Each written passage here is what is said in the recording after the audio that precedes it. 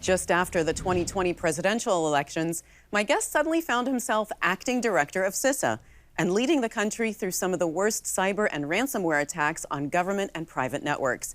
Brandon Wales is the executive director of the Cybersecurity and Infrastructure Security Agency and a finalist for a Service to America award. Brandon, welcome to the program. Thank you. Happy to be here.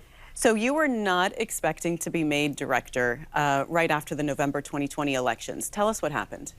Well, when former director Chris Krebs was fired by the president, I was given the responsibility of becoming the acting director of the agency at an incredibly pivotal time. And I found myself having to both ensure that the agency held itself together in an incredibly challenging environment, at the same time be able to kind of carry on the critical mission that we were executing at the time, both supporting the ongoing security of the 2020 election, which was still ongoing with runoff races and that were still happening, as well as at a critical time during the COVID pandemic when the vaccine was just starting to roll out, and our agency was providing critical support to the companies involved in the COVID vaccine supply chain, ensuring their cybersecurity against adversaries that we know were interested in targeting them. I do want to talk about that supply chain. And you use the word a pivotal time. Current Director Jen Easterly said this, quote, "It was a moment when the agency could have unraveled."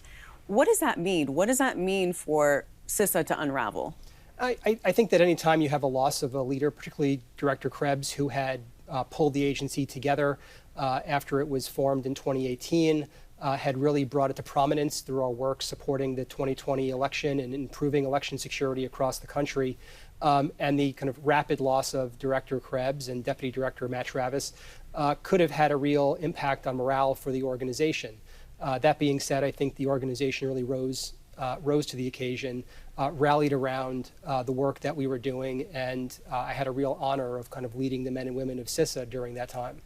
Your regular job is executive director. Tell us what that role is and how that differs from the director. Sure. So I provide a lot of support to the director. My job is really to look at long-range strategy and policy development for the agency, identifying how we can better align our strengths, where we are going with our interagency partners to improve the overall cybersecurity of the nation and the global ecosystem, and look for kind of really strategic ways in which the agency could advance that mission, whether it's on things like recently passed cyber incident reporting legislation, or the work that we have been doing to provide more support to state and local governments through a new grant program. So looking for real strategic opportunities for the agency. The first major crisis you dealt with as acting director was the SolarWinds attack. Remind us of what that was and the damage that it caused. Sure. So in early December, we discovered that the Russian government cyber actors had actually penetrated multiple U.S. government and private sector entities going back, in some cases, for over a year. They had done this through a very sophisticated supply chain attack, compromising a patch for a company called SolarWinds that was then deployed to numerous customers.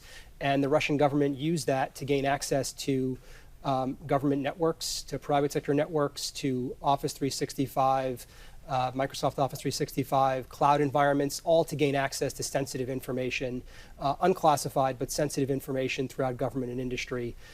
It was extremely broad, the conduct of this attack, and it was a real test for the agency. We provided incident response support to multiple government agencies. We were working with the private sector. We were obviously working with our interagency partners like the FBI and the NSA to understand exactly what the adversary had done, and ultimately to hold them accountable in early January when the new administration came in. So it was a real test for the agency. It was pretty much all hands on deck supporting the number of folks that were actually compromised by this attack. But again, I think that the agency performed superbly, being able to identify the adversary, evict them from multiple government networks to make our networks more secure and safe today. Talk about the COVID vaccine supply chain. How did you know that that was vulnerable, and what did you do to protect it? Sorry, that work actually dates back to during most of 2020. We had ramped up pretty quickly to provide support to the country during the COVID pandemic. That included things like identifying what critical infrastructure needed to be maintained even in the face of lockdowns to help support states as they were looking at how to deal with lockdown procedures and exceptions. And then quickly, when Operation Warp Speed had stood up to actually get the vaccine up and running, we provided cybersecurity support to many of the companies involved in that Operation Warp Speed, both the actual vaccine makers, but also a number of companies inside of their supply chain, whether they were making vials or they were involved in the cold storage for the vaccine. When I took over as acting director, was really at that pivotal moment. It was only a month before vaccines were actually starting to be given. And I saw as absolutely essential that we, at that moment, we not take our eye off the ball, and that at that fragile moment, that adversaries would not be able to kind of exploit the fragility of our supply chains to disrupt the criticality of getting those vaccines for the American people. So we had done a lot of work preparing for that moment, and again, I think ultimately, despite our adversaries having a lot of interest in a number of cases, compromising vaccine makers, there were no disruptions to the vaccine supply chain. You've been tapped by DHS Secretary Mayorkas to lead the Unified Coordination Group in response to Russia's war on Ukraine. What's that about?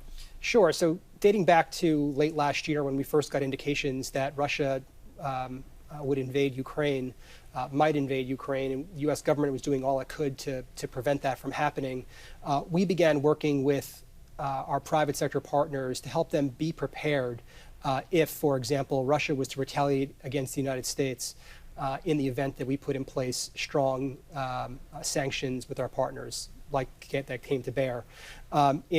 Just on the eve of the actual invasion, the president asked the department to stand up a unified coordination group across the government to make sure that the government really spoke with one voice, that it operated with unity of effort.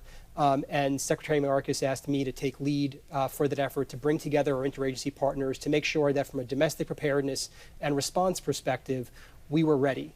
And we spent a lot of time over the past 5 months doing planning activities across the interagency to make sure that across cyber or physical incidents, we're ready. And so far, no attacks, so you're clearly doing a good job. Brandon, thank you so much. Really appreciate it, Mimi. Thanks for watching. If you enjoyed the video, give it a thumbs up and subscribe to our channel so you don't miss out on any future Government Matters interviews.